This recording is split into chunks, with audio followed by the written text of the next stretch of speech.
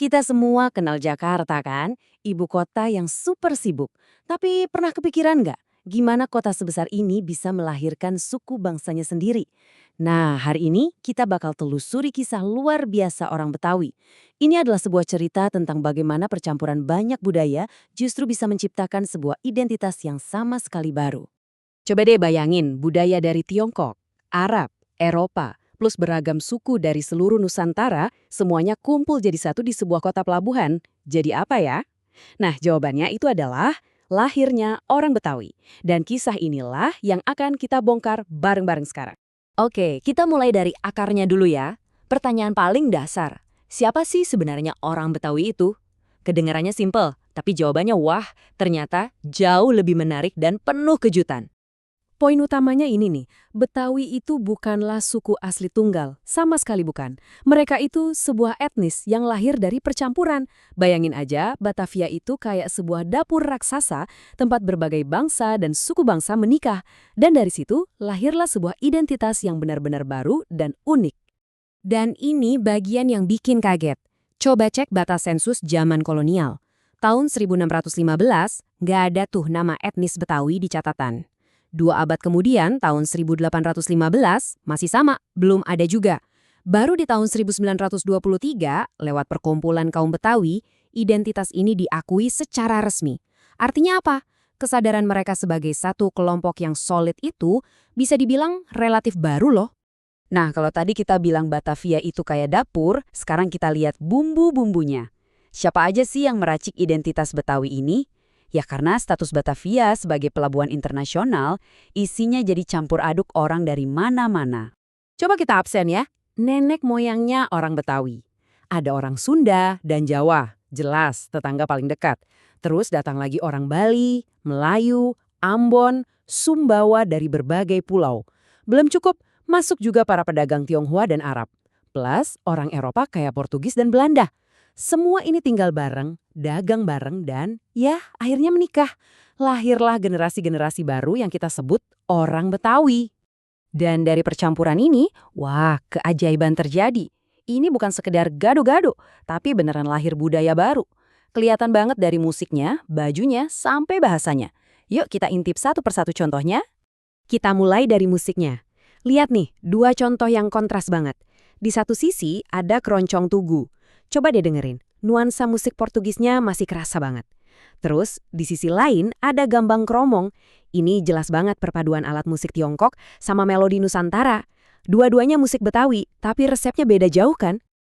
Akulturasi ini juga kelihatan banget di fashionnya. Paling gampang lihat di baju pengantin Betawi. Warnanya yang merah menyala, ada sentuhan emasnya, itu kental banget pengaruh Tionghoa. Tapi coba lihat model dan hiasan kerudungnya. Seringkali ada sentuhan gaya Arab. Jadi ini benar-benar perpaduan budaya yang bisa kita pakai. Tentu saja, bahasa juga nggak ketinggalan dong. Dasarnya sih dialek Melayu ya. Tapi seiring jalan, bahasanya nyomot banyak banget kata-kata dari para pendatang. Ada dari bahasa Tionghoa, Arab, Portugis, dan Belanda. Semuanya dicampur aduk. Jadinya ya sebuah dialek yang kaya dan khas banget. Tapi jangan salah, bahasa Betawi itu nggak cuma satu loh. Ada 2 geng utama nih. Ada Betawi kota yang lebih kental pengaruh Melayu dan asing.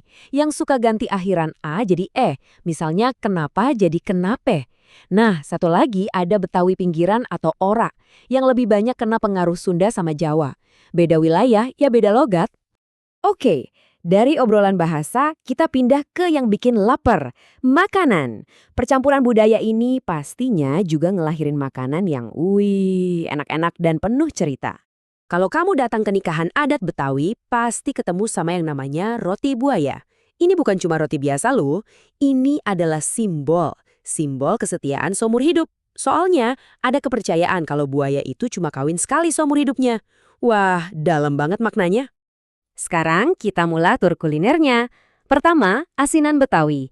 Bayangin deh, sayur sama buah yang asem-asem seger disiram saus kacang yang manis gurih. Rasanya tuh ramai banget di mulut. Manis, asam, gurih, jadi satu. Seger banget.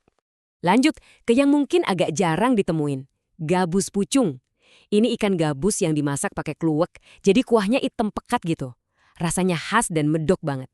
Ini bukti kalau kuliner Betawi itu dalam, nggak cuma yang terkenal-terkenal aja. Dan pastinya yang ini semua orang tahu, soto Betawi. Mau yang kuahnya pakai santan atau susu, rasanya tetap juara. Gurih, creamy, ini udah jadi salah satu ikon kuliner Jakarta banget kan? Nah, setelah kita jalan-jalan ke masa lalu, lihat budayanya, nyicipin makanannya, sekarang pertanyaannya, gimana nasib orang Betawi di tengah gempuran Jakarta yang modern? Salah satu tantangan yang paling kelihatan itu di bahasanya. Dulu orang Betawi mungkin pakai kata pangkeng untuk kamar atau boto untuk bilang cantik. Sekarang udah banyak yang pakai kata kamar atau cantik dari bahasa Indonesia. Ya, ini efek yang nggak terhindarkan dari urbanisasi dan interaksi yang terus-menerus. Dan ini data yang cukup mencengangkan. Pada tahun 1961 aja, populasi orang Betawi di Jakarta itu cuma sekitar 22,9%. Gara-gara arus pendatang dari seluruh Indonesia yang begitu besar, mereka justru jadi minoritas di rumah mereka sendiri. Tapi kita tutup dengan pemikiran yang keren ini. Kutipan ini bilang, orang Betawi itu sebenarnya nggak pernah tergusur.